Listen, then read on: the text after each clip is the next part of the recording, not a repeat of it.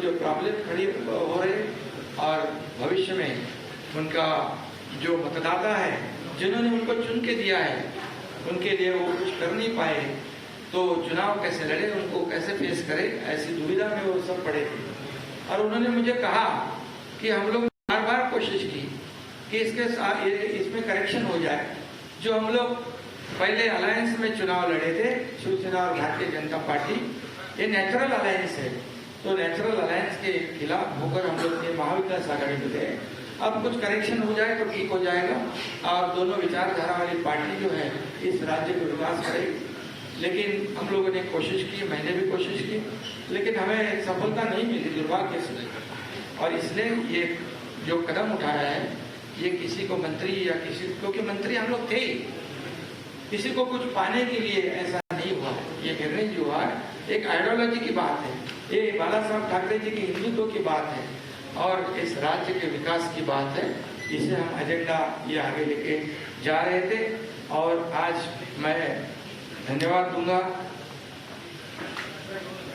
देवेंद्र जी ने अभी यहाँ पर कहा कि हम लोग बाला साहब ठाकरे जी के शिव सैनिक को समर्थन दे रहे हैं, ये उनके दिल का बहुत बड़प्पन है।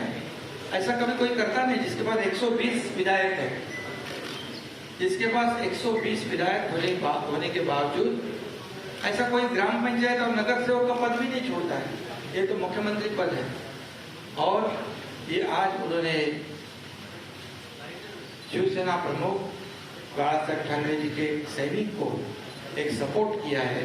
इसलिए मैं आदरणीय पंतप्रधान नरेंद्र जी मोदी साहब को धन्यवाद देता हूँ, उनका आभार मानता हूँ।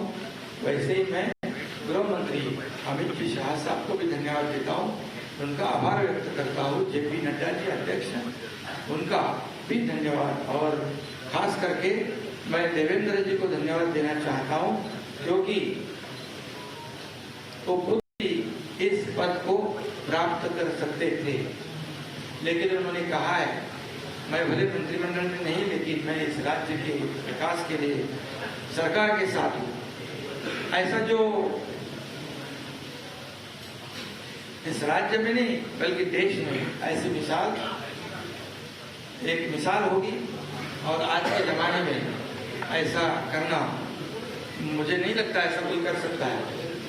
और इसलिए मैं उनको धन्यवाद देता हूँ, उनके सभी सहयोगी हैं उनको भी धन्यवाद देता हूँ। इतना ही मैं कहूँगा, जो विश्वास भारतीय जनता पार्टी ने हमारे जो 50 विधायक हैं उनके ऊपर जताया है, आदरणीय पंतप्रधान महोदय जी ने, आदरणीय केंद्रीय गृह मंत्री महोदय जी ने, भारतीय जनता पक्ष के अध्यक्ष उन्होंने जो विश्वास जताया है उसको निश्चित रूप से हम लोग सार्थ करने की कोशिश करेंगे। और जो 40 और 10-50 विधायक जो है उनके बलबूते पर ये हम लोग यहाँ तक लड़ाई लड़ी है, एक वैचारिक लड़ाई है। और उनको भी मैं धन्यवाद दूंगा कि एक तरफ पूरी सत्ता है, एक तरफ पूरी सरकार है, एक तरफ बड़े बड़े नेता है। मैं तो उनके सामने एक छोटा कार्यकर्ता के रूप में मैं अपने आप को समझता हूँ, लेकिन 50 लोगों ने मुझ पर जो विश्वास और जो भरोसा जताया है उसे कभी भी मैं बिल्कुल तोड़ूंगा नहीं, उस पर खरोच भी नहीं मैं आने दूंगा। और उनको पहले जो अनुभव आया है पिछले 2.5 साल में उसकी पुनरावृत्ति नहीं होगी, इसकी भी मैं पूरी तरह खबरदारी लूंगा। इतना ही मैं कहूँगा। और राज्य को आगे बढ़ाने के लिए जो भी करना है विकास के लिए हम सब, आप लेकिन हमारे साथ रहिए।